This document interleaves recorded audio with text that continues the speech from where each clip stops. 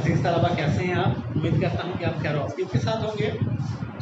Lecture number 30 में आज हम इस नज़्म को कंप्लीट करेंगे। 2 शेर हैं और उसकी एक्सरसाइज भी है। तो सबसे पहले मैं शेर नंबर 17 पढ़ता हूँ। मुँह से निकल पड़ी थी हर एक मौज की ज़बान, मुँह से निकल पड़ी थी हर एक मौज की ज़बान, तह पे थे निहिंग सब निहिंग मगर थी लबों पे जान। अब यहाँ पर शायर इस शेर में मैदान करबला की गर्मी की शिद्दत बयान करते हैं, मुबालगा आरई से काम ले रहे हैं। और क्या कहते हैं कि आबी मखलूक मगरमच्छ जिसकी जिल्द पत्थर की तरह, शायर बयान करते हैं कि सख्त होती है।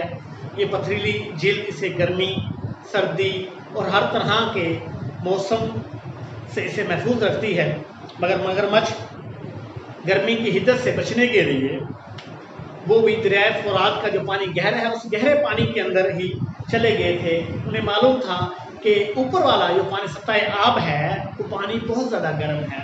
अगर मैं पानी की सतह पर गया तो मेरी ये सख्त पथरीली जिल्द भी है, ये भी गर्मी की हिद्दत की वजह से पिघलती हुई नज़र आएगी और मेरी जान जो है वो जोखिम बन जाएगी, मेरे लिए बचना मुश्किल हो जाएगा। लिहाजा वो भी हाँफते हुए, वो भी ज़बान निकाले हुए जो है वो पानी की जो ऊंची वाली तह थी उसी तह में चला गया था, क्योंकि उसे पता था कि सतह आब जो है वो बहुत ज़्यादा गर्म है। अब दूसरे मिसरे में शायद फुरात की लहरों की बात कर रहे हैं। कहते यही हाल दरियाए फुरात की लहरों का था, वो भी मुस्तरब परेशान थी। शायर बताना चाहते हैं गर्मी की शिद्दत से पानी आग की तरह जल रहा था, जिसकी वजह से मगरमच्छ भी अपनी ज़बान निकालने पर मजबूर थे। और यहाँ पे क्या शायर ने कहा है कि दरियाए फुरात की जो लहरें थी वो भी, उन लहरों के भी शायर ने ज़बान का जिक्र किया है कि वो लहरें जो हैं वो भी अपनी ज़बान निकालने पर मजबूर हो गई थी, कि उनके लिए उस पानी के लिए भी पानी रहना मुश्किल हो गया था, क्योंकि पानी बहुत ज़्यादा गर्म हो गया था। इस कदर गर्म, जिस तरह पानी उबलता हुआ गर्म होता है, इसी तरह उस पानी की भी ज़बान, यहाँ पे शायर ने मुबालगा रही की है, पानी की भी ज़बान निकल आई थी, क्योंकि उस पानी को सही सलामत और अपने आप को ठंडा रखना बहुत मुश्किल हो गया था, तो गर्मी की शिद्दत इस कदर ज़्यादा हो गई थी। शेर नंबर 18 और आखिर देखिएगा।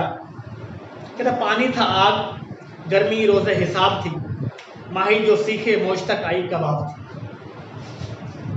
अब इस शेर में शायद मैदान करबला गर्मी की शिद्दत का तस्करा करते हुए कहते हैं कि पानी गर्मी की वजह से आग की तरह गर्म था, यानी आज क़यामत बर्पा हो गई है। सूरज आसमान से शुआओं की बजाय आग के गोले बरसा रहा है, जिससे फुरात का पानी भी आग बन गया है। और तह में मौजूद मछलियाँ पानी की हिद्दत से घबरा कर सतह आब पर पहुंची। तो जब वो सतह आब पर पहुंची तो यहाँ गर्मी अपने उरूज पर थी।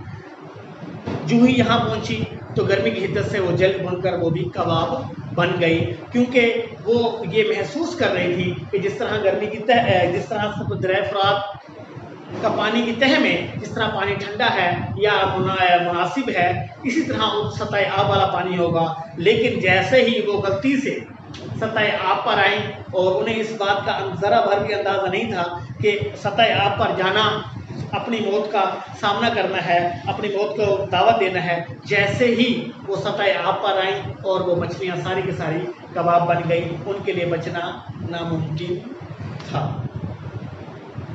तो बेटा ये थी हमारी नज़्म। तो आपने सबसे पहले क्या काम करना है, तो इसके जो है अशारों के जो मीनिंग है वो आपने लाजमी याद रखने हैं। अगर आप ये मीनिंग याद नहीं रखेंगे तो फिर आपकी ये तशरीह मुश्किल हो जाएगी। उसके बाद एक्सरसाइज है। एक्सरसाइज में आप लोग जो है क्वेश्चन आंसर है, क्वेश्चन आंसर आपको नोट्स में इसकी तशरीह के साथ ही ख़त्म होते ही आपको मिल जाएंगे। उसका पहले ऑब्जेक्टिव है, ऑब्जेक्टिव पढ़ते हैं। मैदान करबला में गर्मी की शिद्दत किस शायर की तख्लीक है? तो सबसे पहले इसका ऑप्शन है मिर्ज़ा अदबीर, दूसरा है मिर्ज़ा अनीस, तीसरा है मौलवी मीर हसन और चौथा है मीर खलील। इसका राइट आंसर है मीर अनीस है। दूसरी ऑब्जेक्टिव है नज़्म मैदान करबला में गर्मी की शिद्दत सिन्फ़ सुखन के लिहाज से क्या है?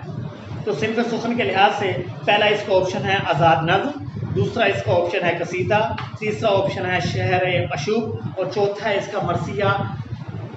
तो इसका जो सही आंसर है वो है इसका मरसिया। तीसरी ऑब्जेक्टिव है, शायर गर्मी की शिद्दत का तस्करा करते हुए लर्जा है कि पहला ऑप्शन है ज़बान मिसरे शम्मा ना जल उठे, दूसरा ऑप्शन है खुद इस शिद्दत का शिकार ना हो जाए, तीसरा ऑप्शन है बयान से कासिर है, और चौथा ऑप्शन है मुबालगा ना हो जाए। तो इसका जो राइट ऑप्शन है वो है ज़बान मिसले शम्मा ना जल उठे। उसके बाद ऑब्जेक्टिव है, रन की ज़मीन सुर्ख थी और आसमां जर्द था। पहला ऑप्शन है इसका सब्ज, दूसरा नीला, तीसरा जर्द, चौथा सुर्ख। तो इसका जो राइट ऑप्शन है वो है जर्द। उसके बाद अगली ऑब्जेक्टिव है, ज़मीन पर खल्क़े खुदा किस चीज़ को तरस रही थी। तो ज़मीन पर खल्क़े खुदा जो है वो पहला ऑप्शन है इसका पानी को, दूसरा आबे खुन्क को, तीसरा ठंडी हवा को, चौथा बादल के साई को, जिसका और इसका राइट ऑप्शन है आबे खुन्क को। अगली ऑब्जेक्टिव है कि दिन का मिसाल शब्द स्याह होने की वजह क्या थी। तो पहले इसका ऑप्शन है आफ्ताब की हिद्दत, दूसरा है धूप, तीसरा है तपिश और चौथा है लू। तो इसका राइट ऑप्शन है धूप। अगली ऑब्जेक्टिव देखते हैं,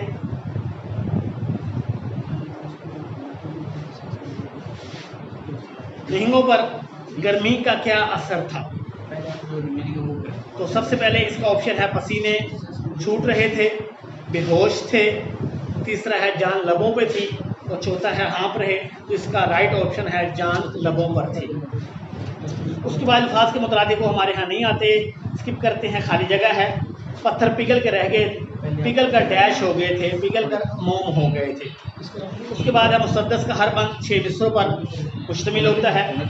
गर्मी की शिद्दत से पत्तों का रंग डैश हो गया था, जर्द हो गया था।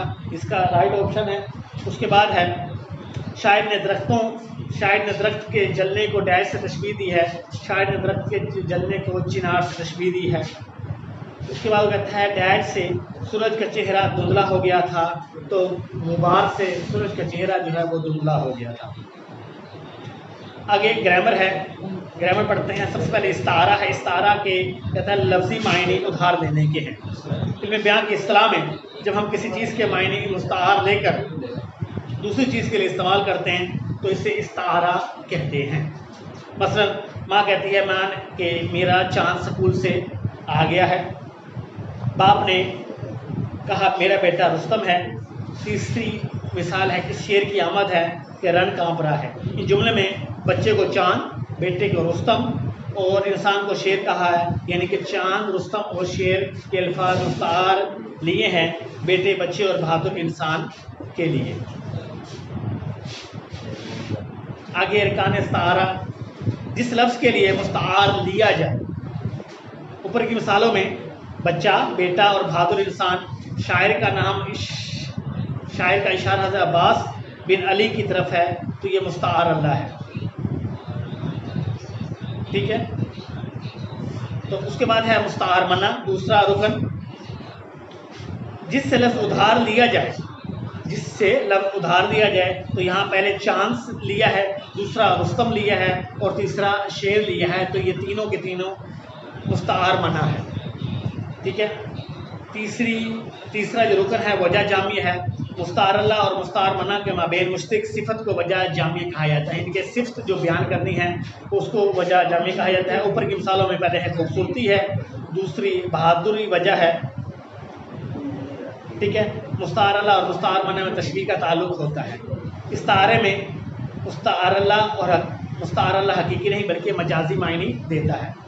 उसके बाद है मजाज मुरसल, अगर किसी लफ्ज़ को हकीकी की बजाय मजाजी यानी गैर हकीकी मायनों में इस्तेमाल किया जाए और दोनों में तशबीह के अलावा कोई और ताल्लुक हो तो मजाज मुरसल कहलाता है। इसकी भी कई सूरतें हैं।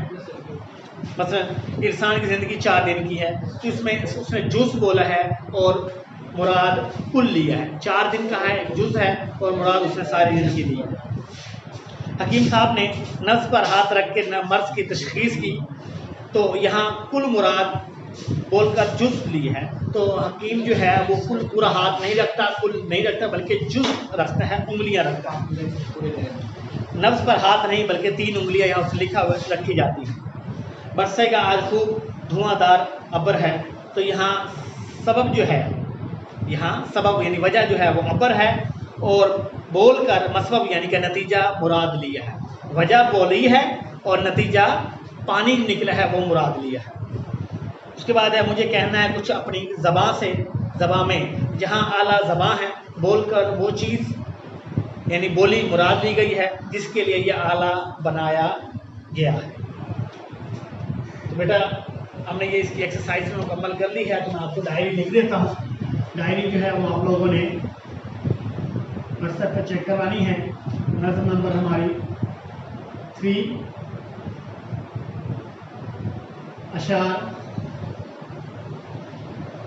पहले हमने 10-11 दिए थे, अब 12 और 13 आपने लर्न प्लस आरपी करनी है और व्हाट्सएप पे चेक भी करवानी है। आज के लिए इतना ही, अल्लाह हाफिज़।